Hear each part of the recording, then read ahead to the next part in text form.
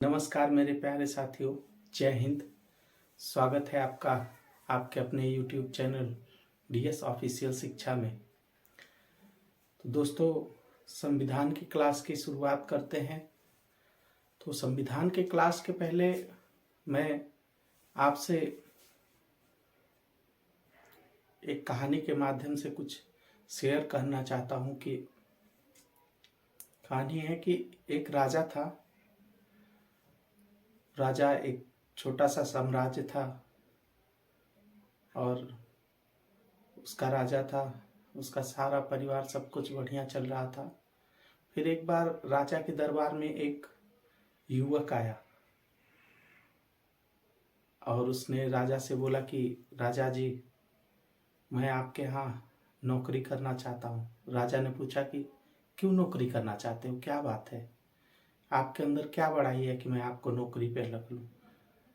तो उसने बोला कि राजा जी, मैं बहुत ही बुद्धिमान आदमी हूँ और आपके हर कार्यों का जो है अच्छे से निष्पादन कर सकता हूँ।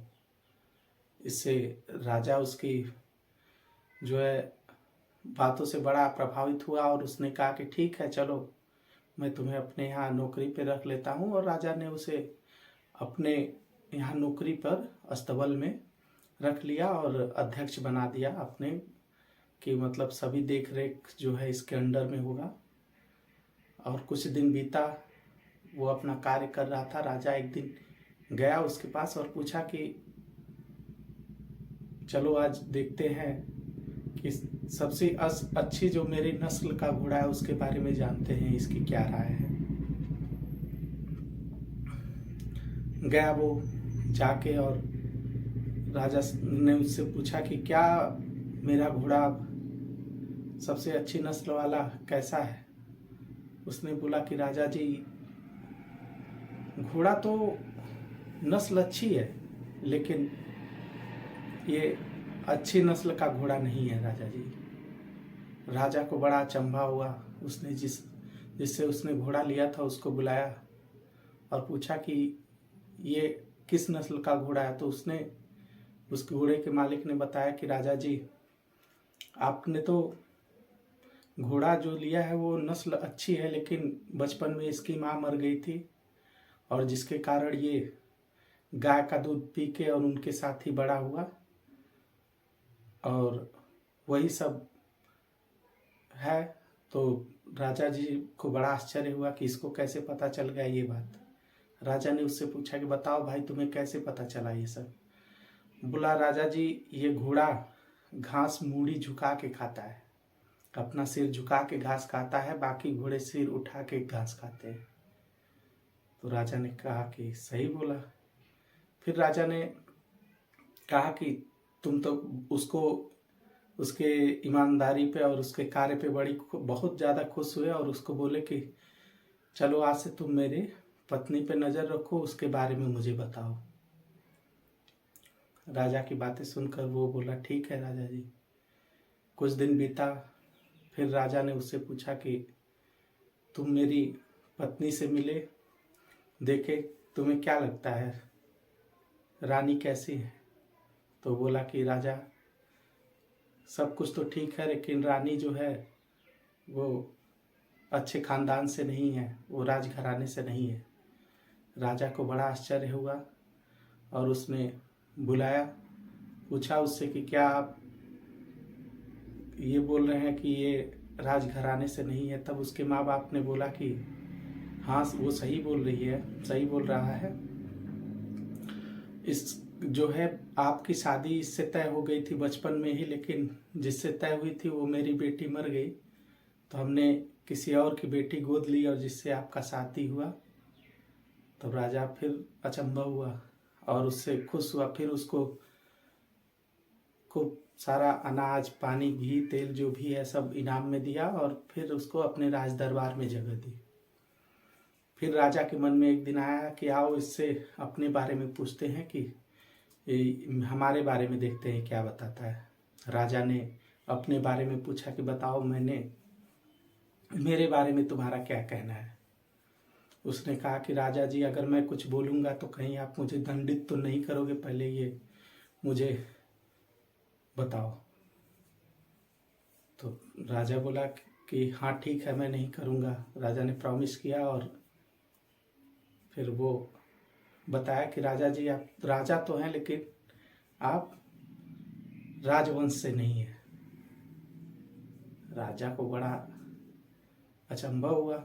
उसने अपने दादी को बुलाया और पूछा कि दादी ये बोल रहा है कि आप राजघराने से नहीं हैं। तो दादी ने कहा कि हाँ बेटे, हमने तुझे एक चरवाहे से गोद लिया था और उसी के तुम बच्चे हो और हमने तुम्हें राजा बनाया। राजा को बड़ा आश्चर्य हुआ। फिर उसने पूछा कि अच्छा ये बताओ, तुमने ये कैसे जान लिया कि मैं राजघराने का नहीं हूँ। बोला राजा जी आप राजघराने के इसलिए नहीं लगते क्योंकि आपने जब भी दान में दिया तो कुछ खाने पीने की वस्तुएं दी, जबकि राजघराने के राजा हीरे जवाहरात मोती सोना चांदी देते हैं। तो उसने पूछा अच्छा बताओ तुमने रानी को कैसे जान लिया कि वो जो है अच्छे खानदान की नहीं है। तो उसने बोला कि राजा जी वो अपने नौकरों को बहुत डांटती है और उनसे बहुत दुर्व्यवहार करती है, इसलिए वो राजघराने से नहीं है। राजा उस पर काफ़ी प्रभावित हुआ और उसको अपने राज दरबार में जगह दी। तो साथियों इससे हम कहानी से एक सीख ले सकते हैं कि हमें हमेशा जो है अच्छे लोगों का साथ पकड़ना चाहिए, अच्छे लोगों के साथ रहना चाहिए। कहीं ऐसा ना हो कि ज़िंदगी में ऐसी भटकाव का समय आए जब आप एक गलत रास्ते पे बन जाए। अपने बल बुद्धि का सही जगह प्रयोग करिए और उस व्यक्ति की तरह कुछ न होते हुए भी बहुत कुछ पाने की एक पुरजोर जो इच्छा होती है उसको कायम रखिए। तो चलिए आइए शुरू करते हैं आज की क्लास का। तो दोस्तों राष्ट्रपति के बारे में मैं कुछ आपको फैक्ट बता दूं तो राष्ट्रपति जो है सेना का प्रमुख होता है। तो आइए देखते हैं आज की क्लास में। तो अनुच्छेद 55 तक आपने पिछली क्लास में देख लिया था। अब आइए देखते हैं अनुच्छेद 56। तो राष्ट्रपति का कार्यकाल पद ग्रहण करने की तिथि से 5 वर्ष तक पद धारण करेगा, परंतु राष्ट्रपति उपराष्ट्रपति को संबोधित अपने हस्ताक्षर सहित लेख द्वारा अपना पद त्याग सकेगा। राष्ट्रपति जब उपराष्ट्रपति को अपना त्याग पत्र देता है तब उपराष्ट्रपति तत्कालिक इसकी सूचना तत्काल में लोकसभा अध्यक्ष को देता है। राष्ट्रपति अपने पद की अवधि समाप्त हो जाने पर भी तब तक पद धारण करता रहेगा जब तक कि उत्तराधिकारी उसका पद ग्रहण न कर ले। यानी राष्ट्रपति का पद कभी रिक्त नहीं रहेगा। पद रिक्त होने की तिथि से 6 माह के भीतर राष्ट्रपति का चुनाव करवाना अति आवश्यक है। वर्तमान या भूतपूर्व राष्ट्रपति संविधान के उपबंध के अधीन रहते हुए इस पद के लिए पुनर्निर्वाचन के पात्र होंगे। कोई भी व्यक्ति कितनी बार भी राष्ट्रपति बन सकता है। जैसे अमेरिका के संविधान में कुछ नियम है, लेकिन यहाँ पे कोई नियम नहीं है। एक ही व्यक्ति कितनी बार भी राष्ट्रपति बन सकता है। और उच्चतम न्यायालय के मुख्य न्यायाधीश द्वारा राष्ट्रपति पद की शपथ दिलाई जाती है। और यदि मुख्य न्यायाधीश नहीं है तो ऐसी स्थिति में उच्चतम न्यायालय के वरिष्ठतम न्यायाधीशों द्वारा इस कार्य को संपन्न किया जाता है। अनुच्छेद 59 के अनुसार राष्ट्रपति को निःशुल्क शासकीय निवास राष्ट्रपति भवन उपलब्ध होता है। राष्ट्रपति उन सभी उपलब्धियों, भत्तों, विशेषाधिकारों का हकदार होगा जो संसद द्वारा समय समय पर निश्चित किए जाएंगे। यानी राष्ट्रपति को संसद द्वारा समय समय पर निश्चित किए जाने वाले वेतन भत्ते मिलते रहेंगे और राष्ट्रपति अपने वेतन भत्तों का कभी भी टैक्स नहीं देता है, यानी राष्ट्रपति टैक्स पेयर नहीं होता है। और राष्ट्रपति का वेतन, भत्ता एवं पेंशन संशोधन अधिनियम 2008 के अनुसार 1.5 लाख रुपया था। वर्तमान में राष्ट्रपति का वेतन 5 लाख रुपए कर दिया गया है। राष्ट्रपति के वेतन एवं भत्ते संचित निधि यानी कंसोलिडेट फंड ऑफ इंडिया से प्रदान किए जाते हैं। राष्ट्रपति द्वारा प्राप्त वेतन एवं भत्ते उसे आयकर इनकम टैक्स नहीं देना पड़ता। अनुच्छेद 59(4) यह स्पष्ट करता है कि राष्ट्रपति के कार्यकाल के दौरान उनको प्राप्त होने वाली उपलब्धियां एवं भत्ते में से कोई कटौती नहीं की जा सकती। चाहे कोई भी समय हो, चाहे आपातकाल हो या कोई भी देश में संकट हो, लेकिन राष्ट्रपति के वेतन भत्तों में कटौती नहीं की जाएगी। अनुच्छेद 61 आर्टिकल 61 में राष्ट्रपति के विरुद्ध महाभियोग की प्रक्रिया दी गई है। राष्ट्रपति को संविधान का अतिक्रमण वायलेशन ऑफ कॉन्स्टिट्यूशन करने पर संसद द्वारा एक विशेष प्रक्रिया से उसे पद से हटाया जा सकता है। इस महाभियोग को इम्पीचमेंट कहा जाता है। राष्ट्रपति के विरुद्ध महाभियोग संसद द्वारा चलाई जाने वाली एक अर्धन्यायिक क्वैसी जुडिशियल प्रोसेस है। राष्ट्रपति पर महाभियोग की प्रक्रिया अमेरिका के संविधान से ली गई है। और महाभियोग की प्रक्रिया क्या होती है, आइए देखते हैं। तो यह किसी भी सदन में प्रारंभ हो सकती है और जिस सदन में प्रस्ताव प्रस्तुत किया गया है उसके 1/4 सदस्यों के हस्ताक्षर होने आवश्यक है। आरोप के आशय की सूचना राष्ट्रपति को 14 दिन पहले दी जानी चाहिए। ऐसा नहीं है कि आप प्रस्ताव डायरेक्ट लाएंगे, पहले इसकी सूचना आपको राष्ट्रपति को देनी पड़ेगी। महाभियोग के प्रस्ताव को 2/3 बहुमत से पारित करना होना आवश्यक है।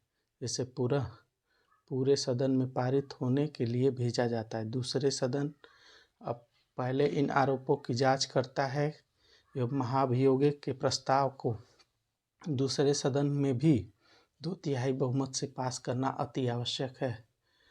फिर राष्ट्रपति को इसमें उपस्थित होने या अपने प्रतिनिधित्व करने का अधिकार है।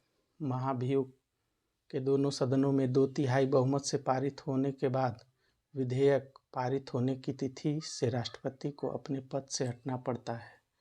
राष्ट्रपति द्वारा आइए देखते हैं किसका किसका नियुक्ति की जाती है। तो मुख्य निर्वाचन आयुक्त एवं अन्य निर्वाचन आयुक्त, राष्ट्रीय मानवाधिकार आयोग के अध्यक्ष एवं सदस्य, संघ के प्रधानमंत्री एवं राज्यों के राज्यपाल, उच्चतम न्यायालय और उच्च न्यायालयों के न्यायाधीश, भारत के न्यायवादी, भारत के नियंत्रण महालेखा परीक्षक, संघ लोक सेवा आयोग के अध्यक्ष और उनके सदस्य की नियुक्ति राष्ट्रपति के माध्यम से होती है।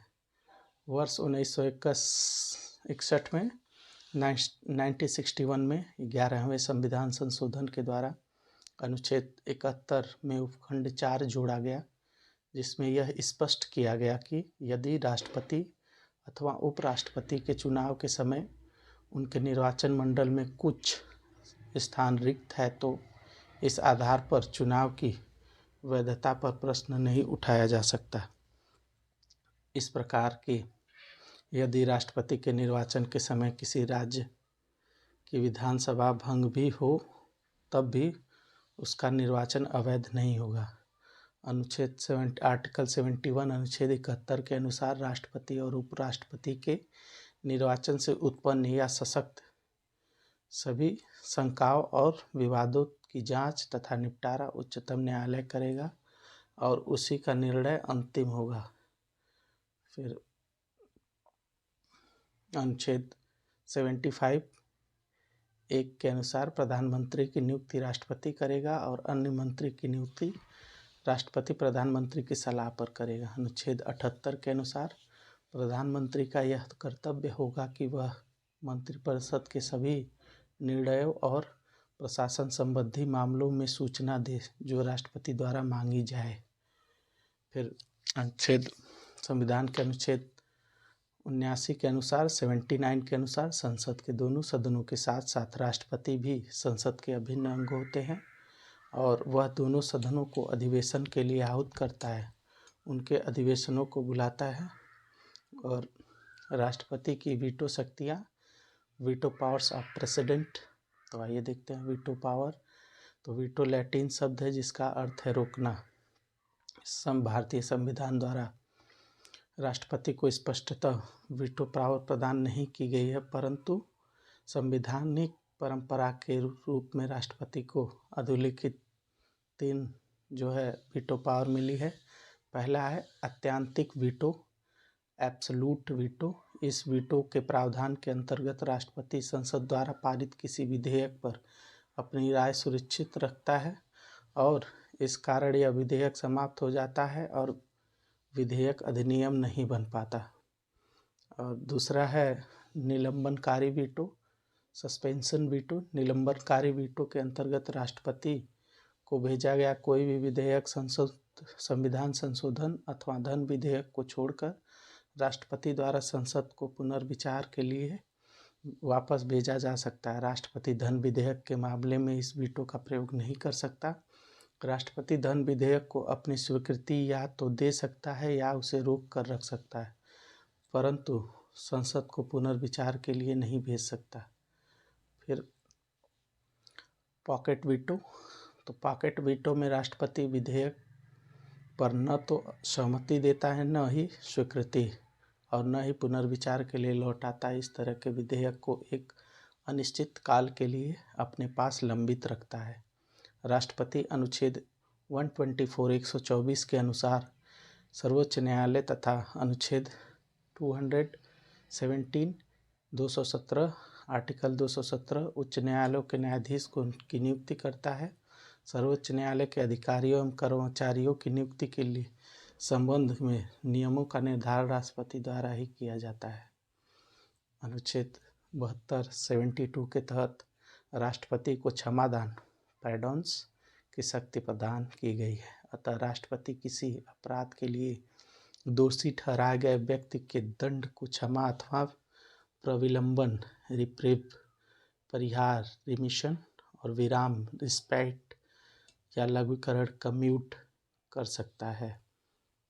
जब दंड सेना द्वारा दिया गया हो, जब दंड संघीय विषय से संबंधित विधि के विरुद्ध अपराध के लिए दिया गया हो, जब दंडादेश मृत्युदंड हो। क्षमा से तात्पर्य दंड से पूर्णतः मुक्ति से है।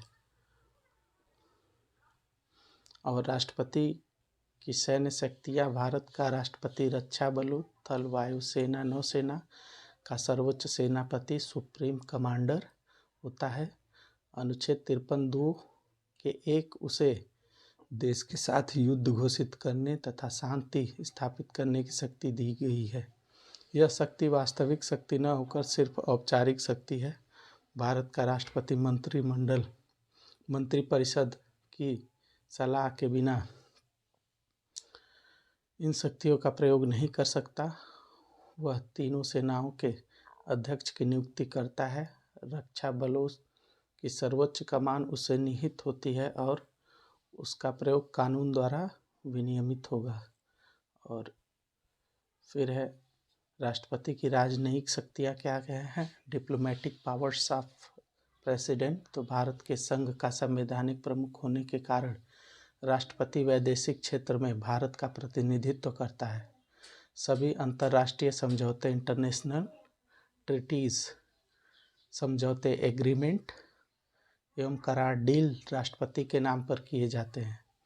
अनुच्छेद 143 अनुच्छेद 143 के अंतर्गत राष्ट्रपति के पास शक्ति है कि वह किसी विधेयक फैक्ट के ऐसे प्रश्न पर जो व्यवहार परक है सर्वोच्च न्यायालय को उस पर विचार करने या राय देने के लिए निर्देशित कर सकता है।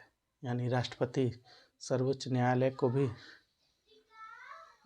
दिशा निर्देश दे सकता है।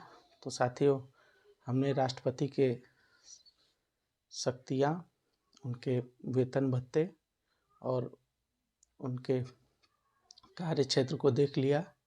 अब अगली क्लास में फिर मिलते हैं आपसे अगले टॉपिक के साथ। तब तक के लिए जय हिंद, जय भारत, भारत माता की जय।